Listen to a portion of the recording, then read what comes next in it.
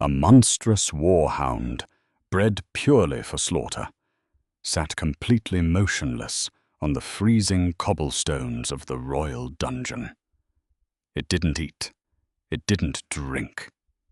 For 6 agonizing days, the Alpha King's most terrifying beast refused to leave the cell of a condemned traitor.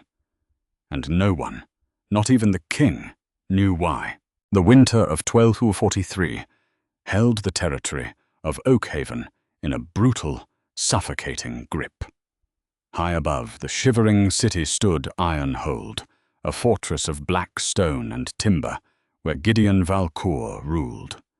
Gideon was the Alpha King, a man who had united the feral northern packs and the human settlements through a ruthless campaign of blood and iron. He was a sovereign of 2 worlds, a man of sharp, tactical intellect, and a lycanthrope harboring a predator of terrifying power just beneath his skin.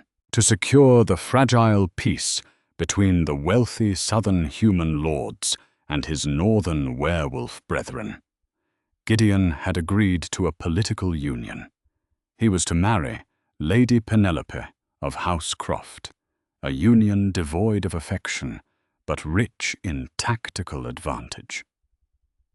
But the fragile peace shattered on the night of the winter solstice feast. As the great hall echoed with the clashing of goblets and the roar of the hearth, Lady Penelope abruptly collapsed. The music died instantly. She violently convulsed on the dais, dark foam spilling from her lips, her pale hands clawing at her throat. It took less than an hour for the southern healers to declare it poison, a lethal, rare distillation of wolfsbane and nightshade. Panic and fury erupted.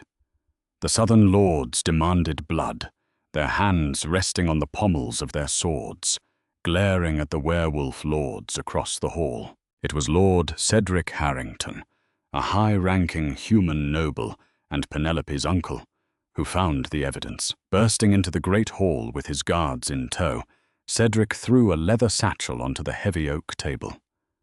"We found this hidden beneath the floorboards of the ladies' chambers," Cedric snarled, his eyes fixed on Gideon. "It bears the seal of the apothecary from the lower bailey." The apothecary, Isolde Mercer. When the royal guards kicked in the door of Isolde's small, fragrant shop, she didn't fight them.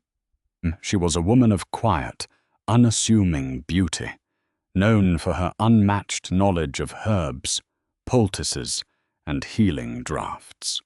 For the past year, she had been a fixture in the lower bailey, treating human commoners and wounded werewolves alike. But there was a secret hidden in the scent of her shop, a secret Gideon had kept tightly guarded.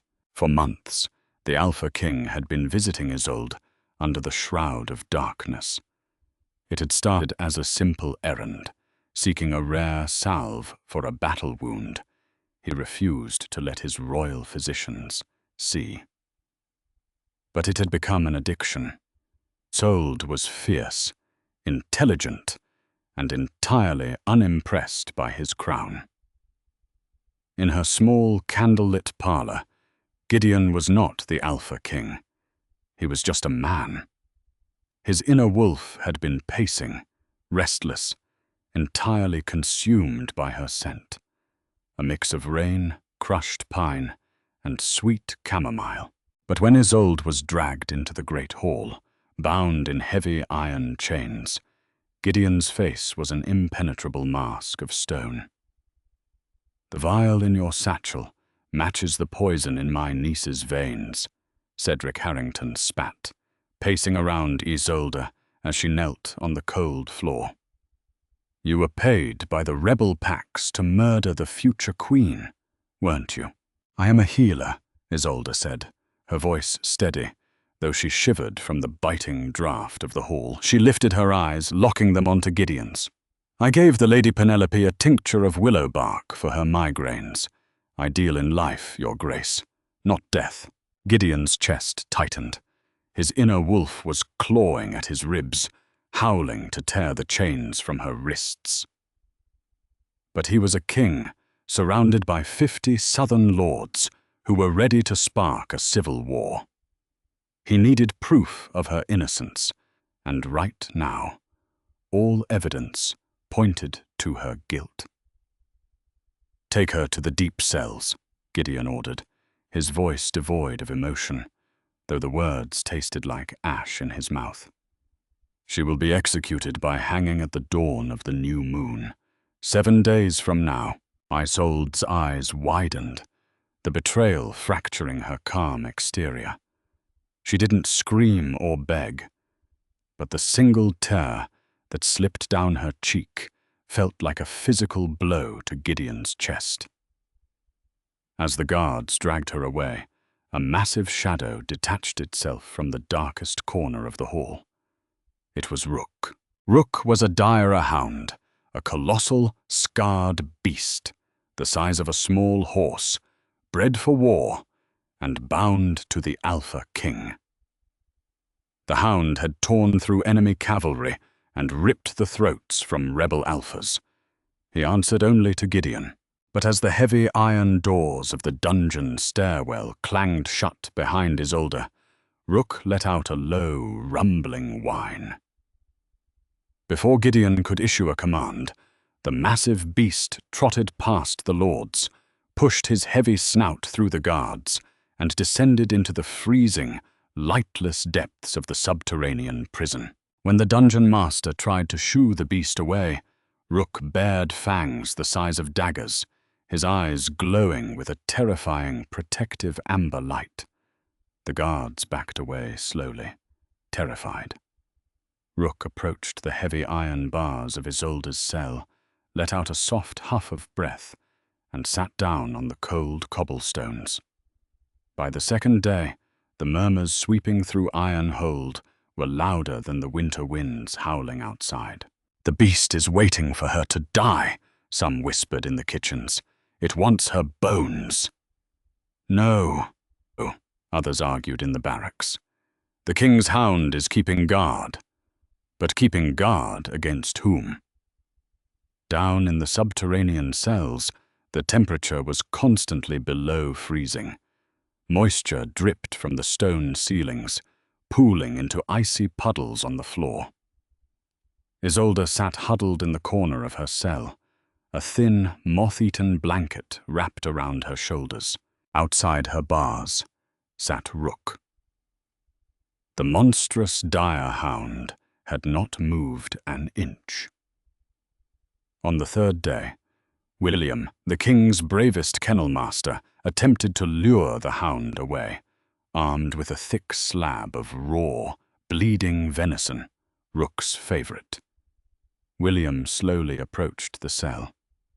"Come here, boy," William coaxed, his voice trembling as the dungeon torches flickered over the beast's scarred coat. "Leave the traitor be. Come eat." Rook didn't even look at the meat. He kept his massive head resting on his front paws, his amber eyes fixed intently on Isolde. When William took a step too close to the iron bars, Rook's lip curled back, releasing a guttural snarl that shook the very foundation of the dungeon. William dropped the venison and fled up the stairs. Inside the cell, Isolde crawled slowly toward the bars.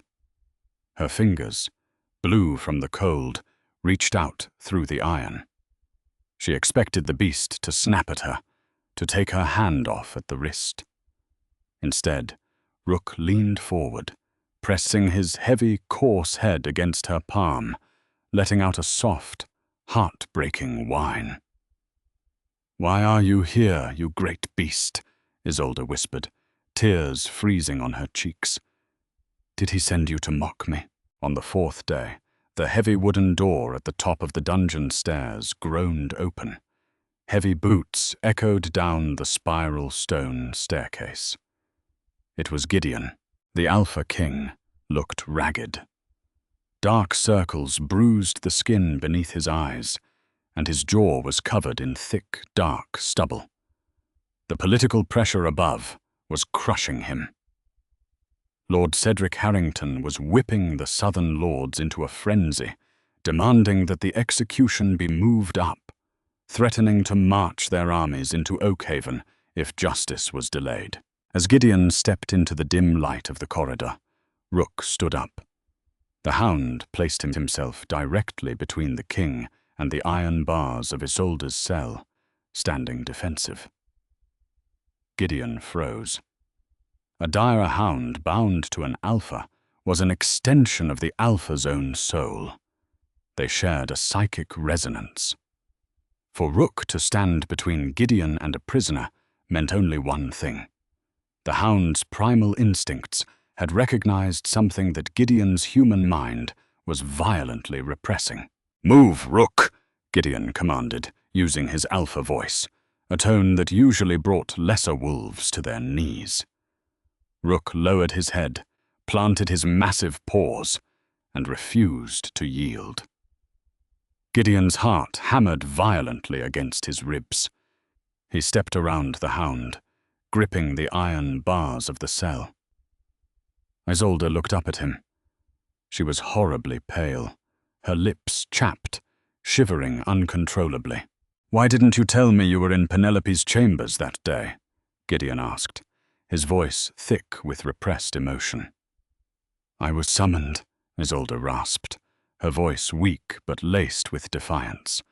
"Lord Cedric's servant came to my shop. They said the Lady Penelope was suffering from severe headaches. I brought willow bark. That is all I brought." "They found your satchel under her floorboards, Isolde. It contained a tincture of nightshade and wolfsbane."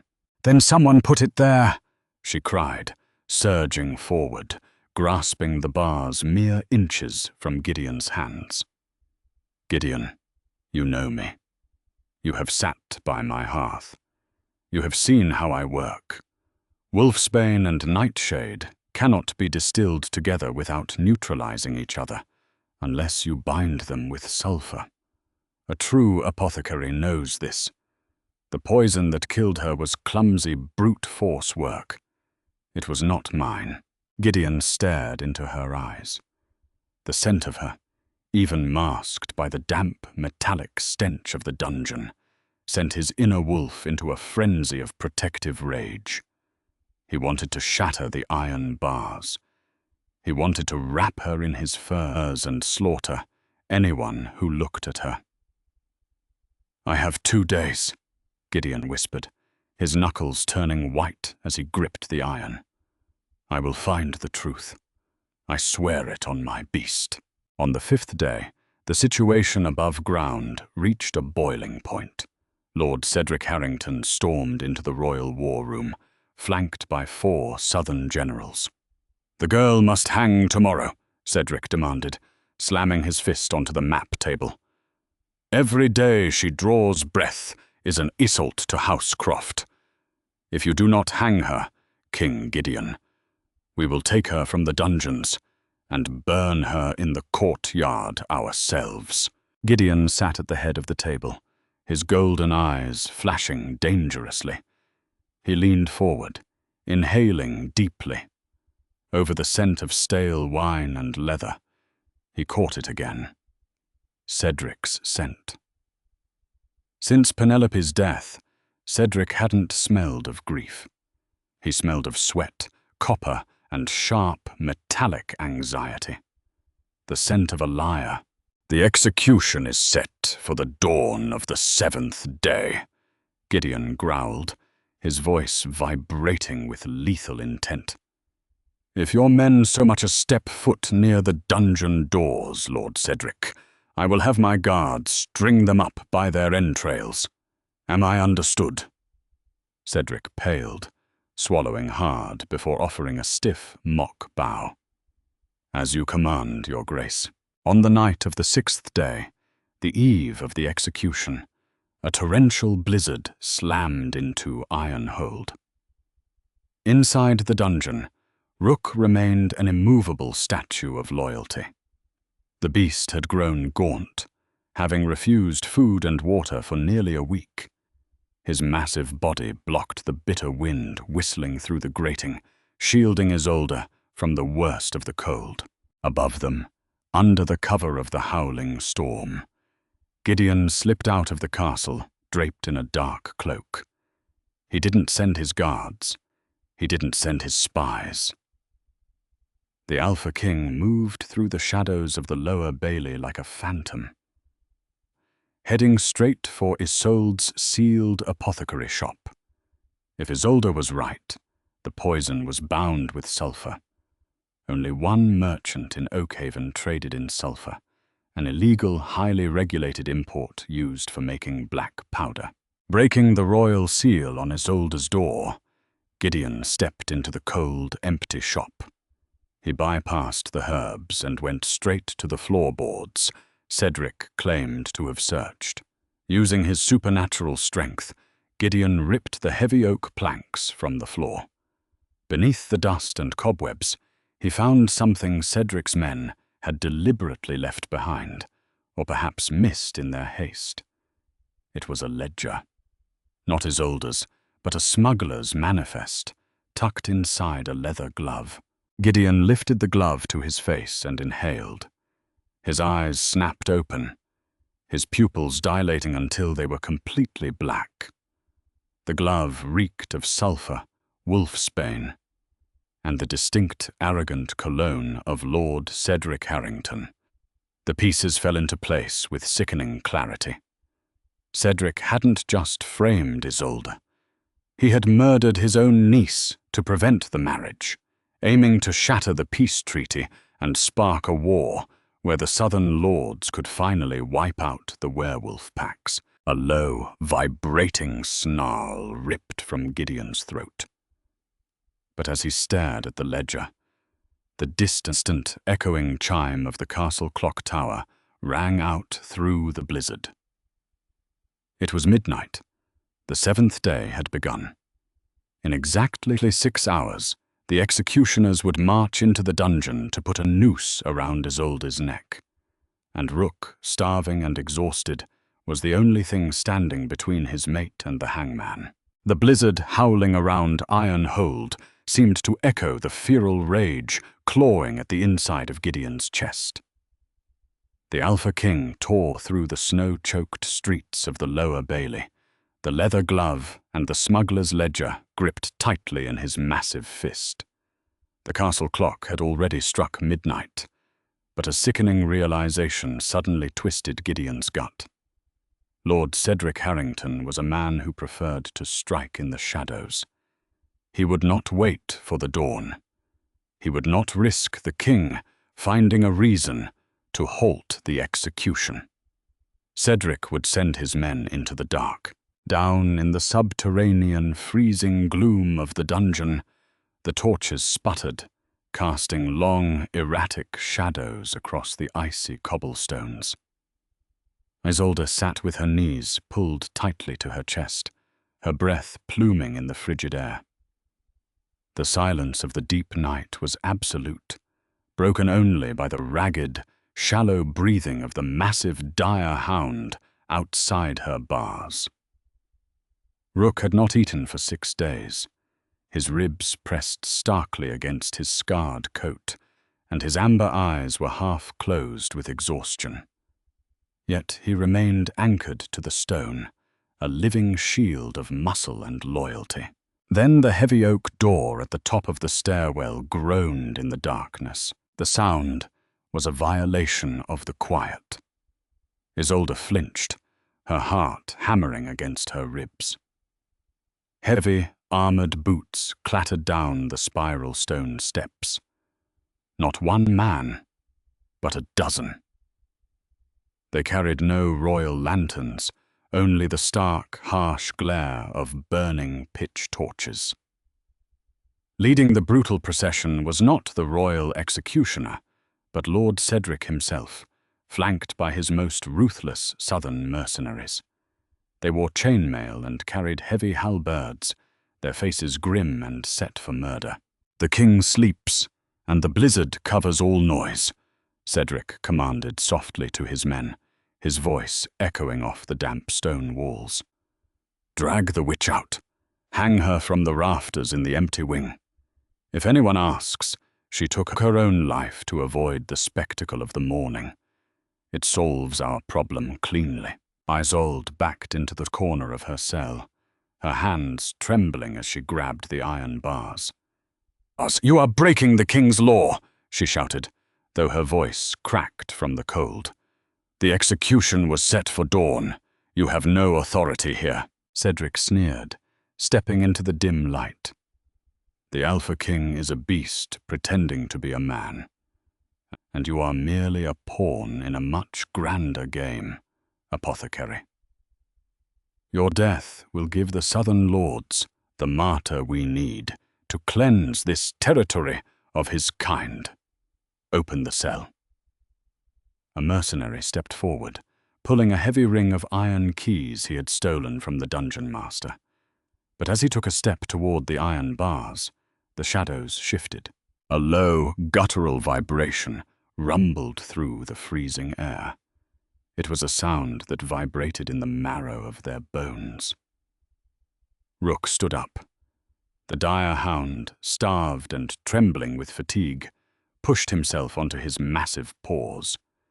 He positioned his enormous frame directly in front of the cell door, baring teeth the size of hunting knives.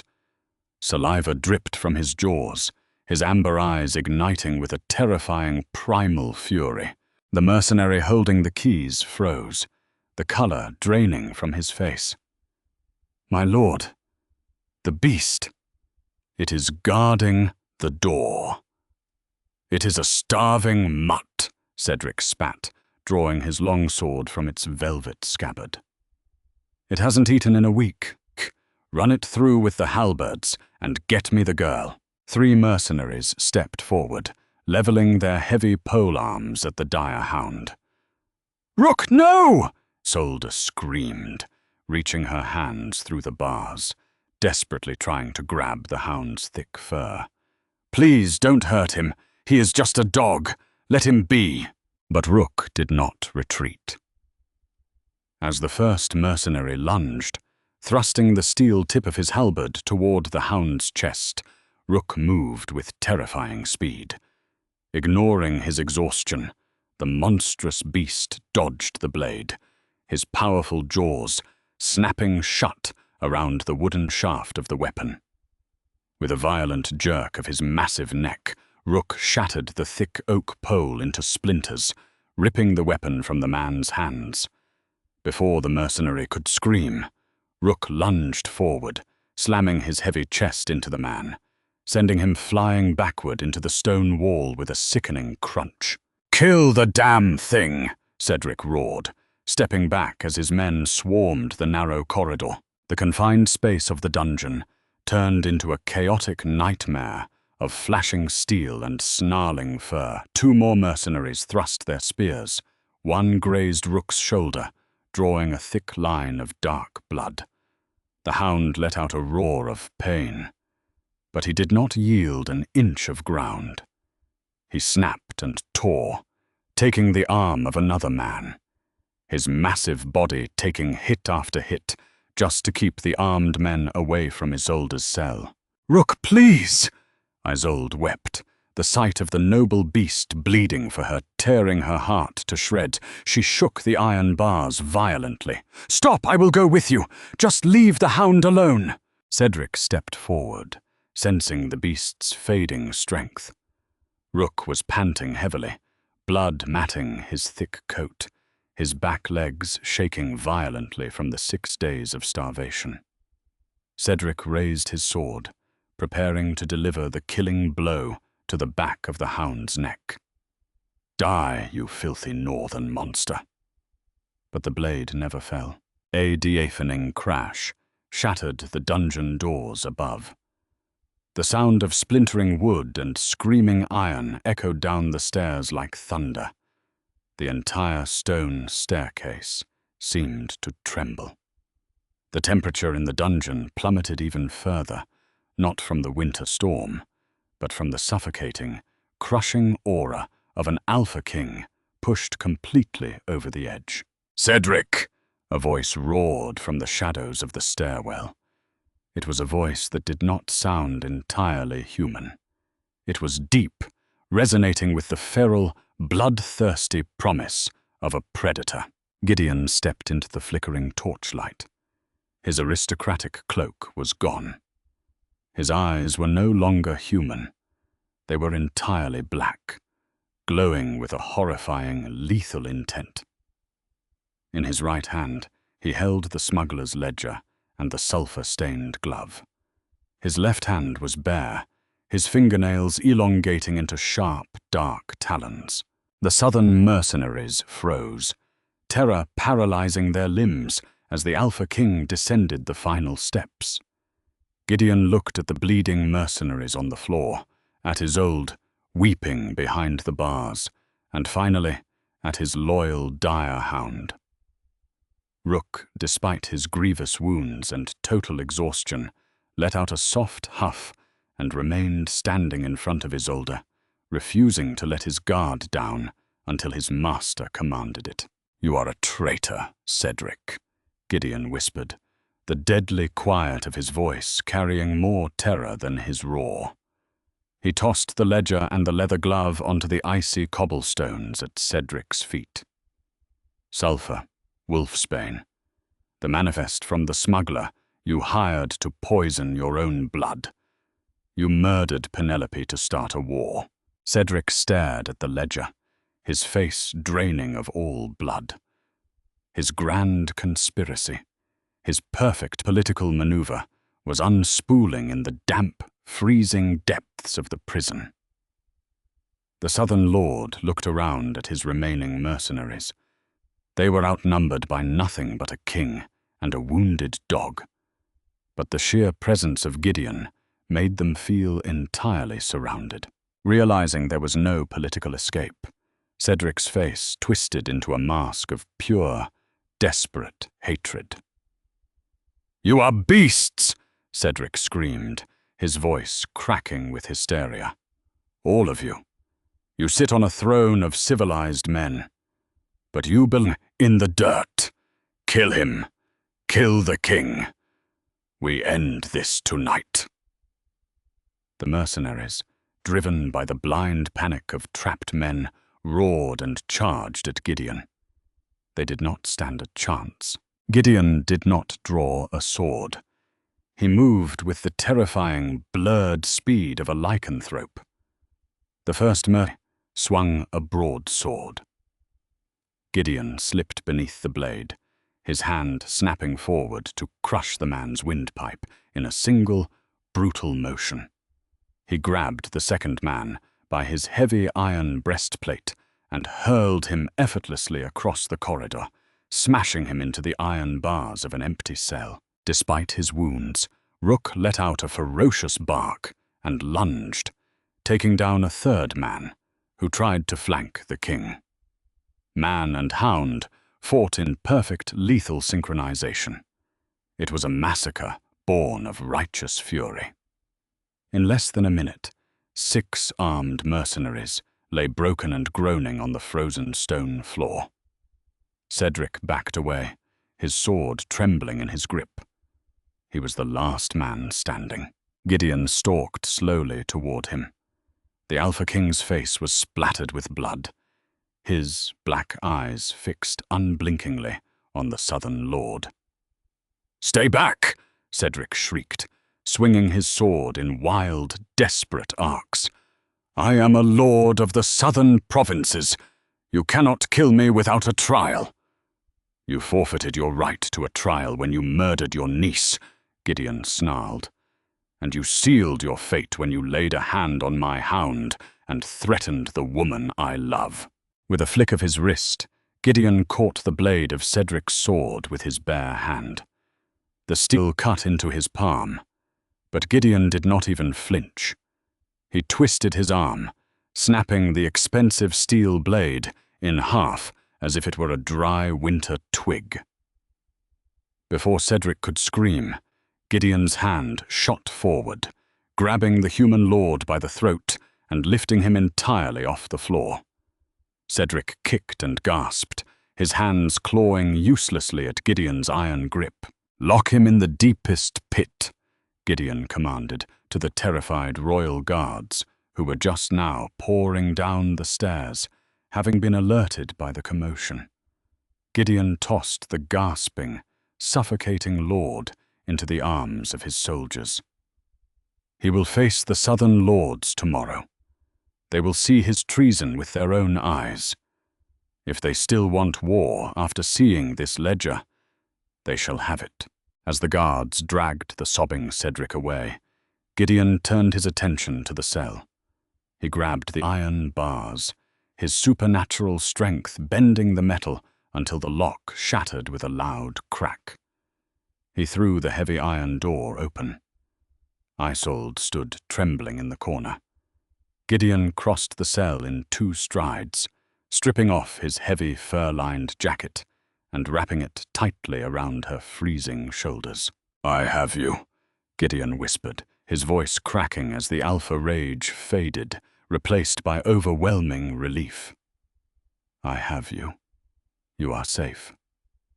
Isolde buried her face in his chest, her hands gripping his shirt as she finally let the tears of terror and exhaustion fall. Gideon held her fiercely, burying his face in her hair, inhaling the scent of chamomile and rain that he had thought he would never smell again. A soft, pathetic whine interrupted them. Gideon and Isolde looked down. Rook had finally collapsed. The dire hound lay on his side on the cold stone, panting weakly, his massive head resting on his paws. The adrenaline had faded, leaving only the devastating toll of his starvation and his wounds. Isolde dropped to her knees immediately, completely ignoring the cold floor. She pulled the heavy hound's head into her lap, her gentle hands stroking his blood-matted fur. "Oh, you brave, beautiful beast," she wept, pressing her forehead against Rook's snout. "You saved me. You saved my life." Gideon knelt beside them. He placed a steady hand on the hound's heaving flank. The psychic bond between them thrummed with mutual respect. "He knew before I did," Gideon said softly, looking at Isolde. "A dire hound only protects the alpha's mate. My human mind was blinded by politics and fear. But Rook, his instincts knew exactly who you were to me. That is why he would not move. He was guarding his queen." Isolde looked up, her breath catching in her throat as she met Gideon's gaze. The word hung in the freezing air, warmer than any hearth fire. Mate. Queen. "Bring the healers!" Gideon roared up the stairwell, his voice echoing through the castle. "Bring the kennel master! Bring every piece of meat in the royal kitchens." The aftermath of that night changed the history of Oakhaven forever. When the southern lords were presented with Cedric's ledger and his immediate confession, their demands for war crumbled into apologies. Cedric Harrington was executed for treason, and the southern provinces pledged their absolute loyalty to the Alpha King to avoid his wrath. Isolde Mercer never returned to the Lower Bailey as a simple apothecary. 2 months later, as the winter snows finally melted and the first green shoots of spring pierced the earth, she stood on the high balcony of Iron Hold. She wore a gown of deep emerald silk, a crown of woven silver resting upon her head. Beside her stood Gideon, his arm wrapped protectively around her waist, his eyes full of absolute adoration, and resting comfortably at their feet, chewing happily on a massive roasted beef bone, was Rook. The dire hound was fully healed, his coat thick and shiny, his amber eyes watching the courtyard below with vigilant loyalty. I was no longer just the Alpha King's hound of war.